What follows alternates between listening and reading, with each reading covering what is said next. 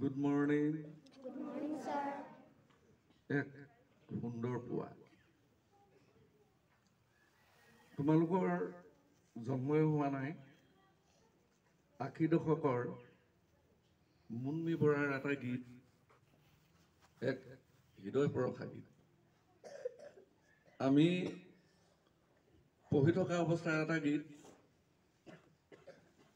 বোধ হয় সেই সময়ত মুন্মীৰ বৰাৰ বয়স হৈছিল ১২ কি ১৩ বছৰ।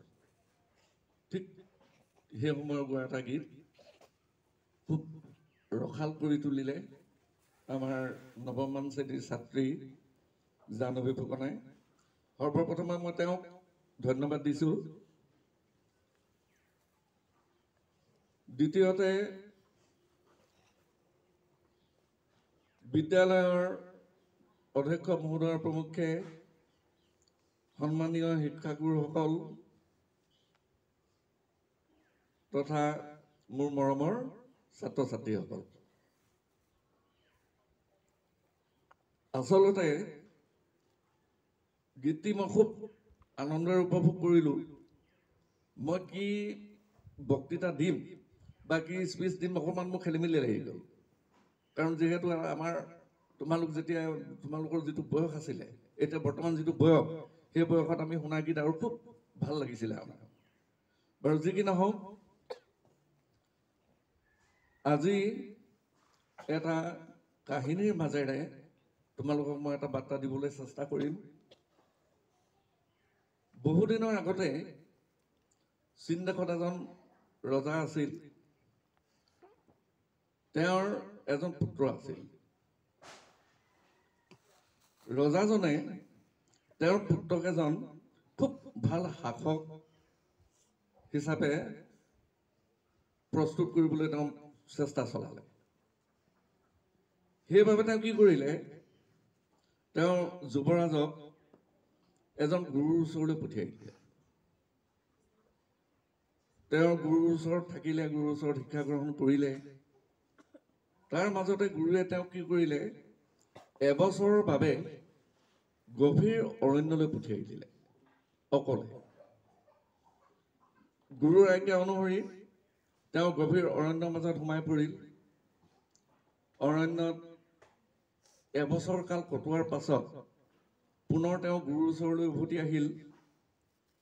তেতিয়া গুৰুৱে তেওঁক সুধিলে যে তুমি অৰণ্যত কি শুনিলা?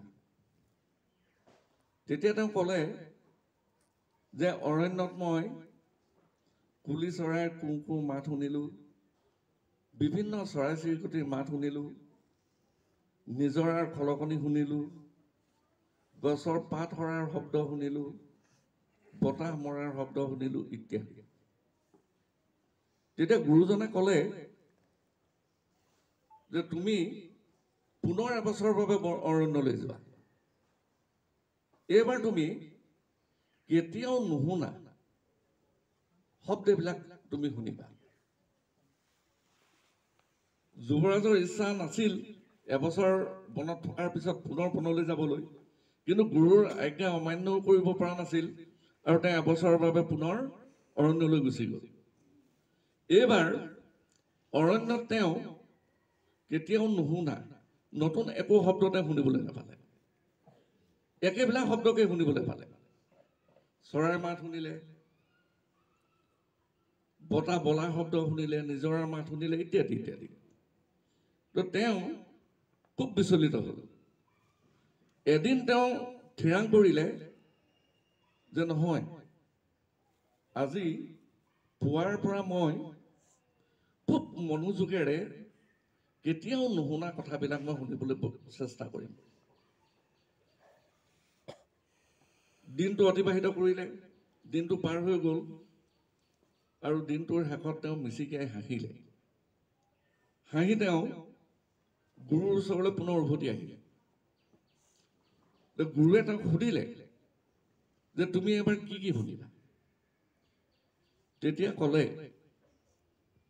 যে মই কেতিয়াও নুশুনা কিছুমান কথা শুনিলোঁ, যেনে ফুলৰ কলিয়ে যেতিয়া পাহি মেলে সেই পাহিৰ শব্দ, পখিলাৰ গানৰ শব্দ, ৰাতিপুৱা দুপৰীয়া নিয়ৰ পান কৰাৰ শব্দ, এই শব্দবিলাক মই শুনিলোঁ। তো গুৰু যথেষ্ট সন্তুষ্ট হ'ল। সন্তুষ্ট হৈ তেওঁক ক'লে, এতিয়াহে তুমি এজন প্ৰকৃত শাসক বা এজন প্ৰকৃত ৰজাৰ যোগ্য হ'লা।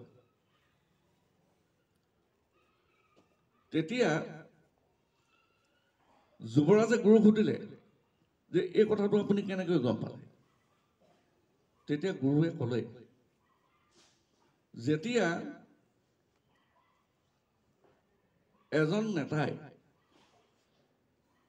নাগৰিকসকলৰ অকথিত অভিযোগবোৰ শুনে,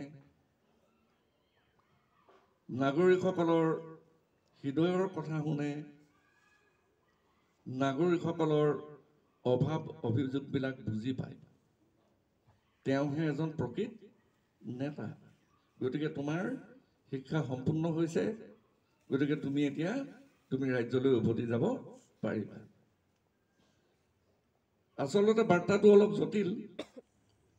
ইয়াৰ পিছৰডোখৰ ব্যাখ্যা কৰিবলৈ গ'লে বহুতো সময়ৰ প্ৰয়োজন হ'ব, যিহেতু আমাৰ মৰ্ণিং এছেম্বলিত এটা নিৰ্দিষ্ট সময় বান্ধি দিয়া হয়।